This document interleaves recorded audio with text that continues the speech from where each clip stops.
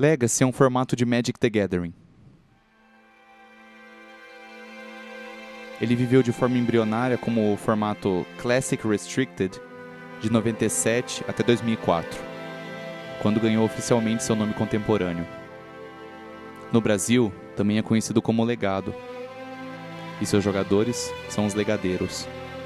Hoje eu queria falar um pouco sobre como esse formato de Magic the Gathering se tornou meu formato favorito e mudou para sempre minha relação com esse jogo que eu tanto amo.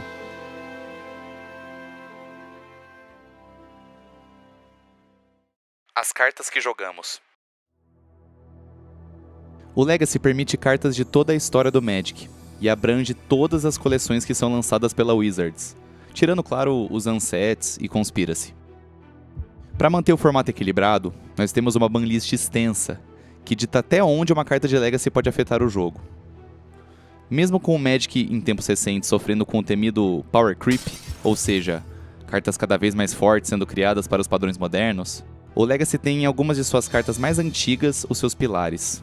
Tais cartas hoje são vistas essencialmente como cartas de Legacy para o jogador de Magic médio. Eu vou falar agora das 3 que eu considero as de maior importância para o formato no geral, e depois vou mencionar algumas outras cartas-chave. Pilar número 1. Força de vontade, ou Force of Will.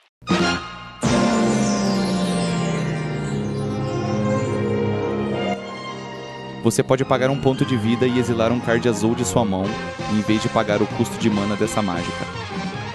Anule a mágica alvo.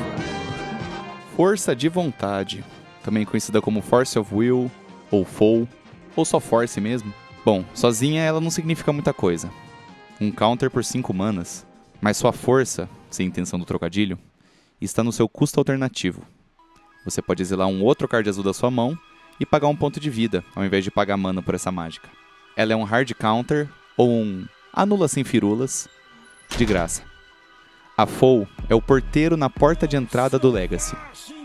Ela é o que permite todo o poder do formato fluir livremente. A sua vitória no turno 1 contorna minha força de vontade de seguir jogando? Como você se sentiu depois que tomou sua primeira Foe? Pilar número 2. A tumba antiga, ou Ancient Tomb. Vire. Adicione 2 manas incolores. Tumba antiga causa 2 pontos de dano a você. Se a Force of Will está num lado do espectro, a tumba antiga está em outro. Um terreno que, por 2 pontos de vida, te entrega 2 manas incolores. De repente, cartas de custo mais elevado se tornam não só possíveis, como esperadas, nos turnos 1 e 2. O jogador de tumba começa a transformar o incolor numa cor.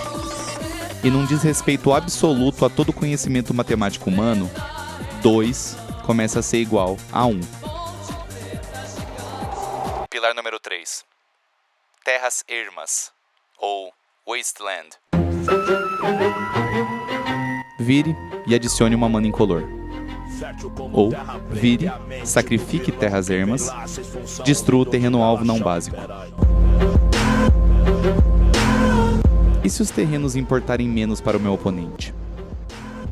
No Legacy, não existe descanso nem no momento de descer o seu terreno do turno. Vale a pena encher o deck de terrenos não básicos e possivelmente perder acesso a uma cor inteira dele por conta da ordem que você jogou os terrenos? Qual dos terrenos da sua mão você está disposto a perder? Claro que existem várias cartas importantíssimas para o formato para além dessas 3. Uma Foe, por exemplo, precisa de um exército de cartas azuis para apoiá-la, e seus melhores soldados se chamam Ponder e Brainstorm, ou Ponderar e Tempestade Cerebral para nós. A carta Pasmar, ou Daisy, também é figurinha cromada do álbum do Legacy, mas nem todo deck azul roda 4, ou mesmo se interessa pelo seu modus operandi para começo de conversa. A remoção do formato também é a melhor possível. Espadas em arados, raio, empurrão fatal e tudo de melhor que o Magic já inventou. Tal conjunto, ou pool, de cartas que compõem o Legacy, fazem dele um formato repleto de decisões-chave que podem definir jogos. O tempo todo você se encontra ameaçando uma vitória ou ameaçado com uma derrota. O Legacy premia muito o jogador que pensa com calma nas suas decisões e extrai o máximo de cada uma de suas cartas, simultaneamente sendo um formato repleto de decks curiosíssimos e únicos. Tal característica foi o que me atraiu inicialmente pelo formato. E, apesar de eu amar o aspecto competitivo e equilibrado do legadinho, são os seus combos malucos e cartas curiosas que me fazem manter interessado e amando o formato. Eu e o legado. O que me chamou ao legado inicialmente foi ver meus amigos migrando para o formato depois de alguns anos nossos jogando Commander 500 e Pauper. Eu conhecia já o Legacy por conta de alguns criadores de conteúdo, tipo o Saffron Olive, dos Estados Unidos, mas eu via o formato como algo financeiramente e competitivamente, sinceramente, inviável. Esquece um playset, como é que eu vou ter uma Cidade dos Traidores no valor que ela tem? Como é que um formato que tem Cidade dos Traidores é um formato equilibrado? De fato, o Legacy tem um valor caro para se jogar, especialmente o valor de entrada. Porém, na loja que frequento e na maioria das outras lojas que abrigam o formato pelo Brasil, você pode jogar com playtests. Uma espécie de carta tampão, que representa a carta real, ao invés de usarmos cartas da lista reservada, que é o principal encarecedor dos decks.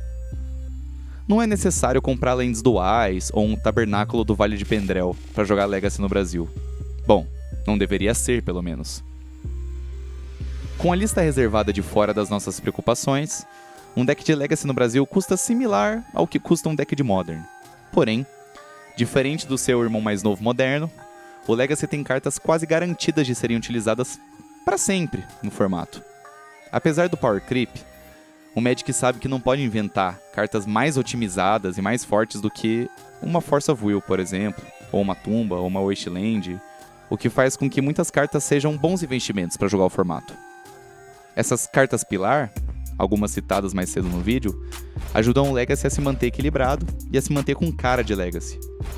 Mas retomando na minha jornada, o que me conquistou no formato foram uma série de estratégias, arquétipos, praticamente exclusivos ao Legacy, que existem em forma de decks competitivamente viáveis.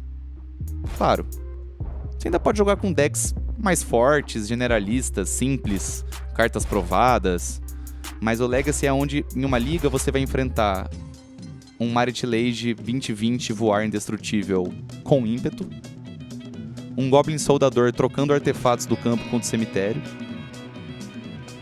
um oponente resolvendo Doomsday, perdendo metade da vida e transformando o deck dele em apenas 5 cartas, uma Blood Moon no turno 1 e por aí vai. Tem uns 10 decks no Legacy que, se eles existissem de maneira similar em outro formato, eles seriam o meu deck favorito desse outro formato. Jogar Legacy mudou completamente a maneira que eu entendo e vejo o Magic. Me fez um jogador muito melhor, que aprendeu que jogar com o que ama e conhece é sempre melhor do que jogar com o que não gosta, mas que tem resultado.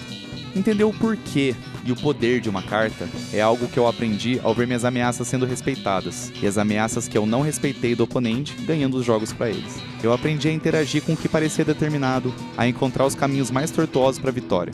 O Magic muda, mas a sua história está representada e será contada dentro de uma partida de Legacy.